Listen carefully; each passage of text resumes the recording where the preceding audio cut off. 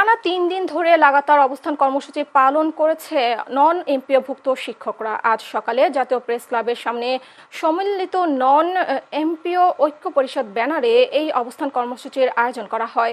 এই সময় দেশের বিভিন্ন প্রান্ত থেকে নন এমপিওভুক্ত শিক্ষা প্রতিষ্ঠানের শিক্ষক শিক্ষিকারা এই সময় উপস্থিত ছিলেন। আন্দোলনরত শিক্ষকরা জানান, অনতিবিলম্বে নন এমপিওভুক্ত প্রতিষ্ঠানগুলোকে এমপিওভুক্ত না করলে বৃহত্তর আন্দোলনে যাবে সম্মিলিত নন এমপিও ঐক্য পরিষদ।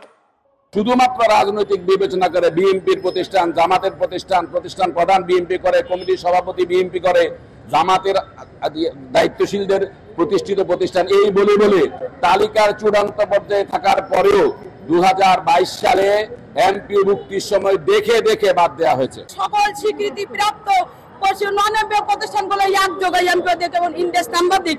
আরেকটা কথা, যদি শিক্ষা প্রতিষ্ঠান বা শিক্ষা প্রধান উপদেষ্টার কলম বা ল্যাপটপ না থাকে, তা আমরা না খাওয়া শিক্ষকরা কলম এবং ল্যাপটপ কিনে দেব।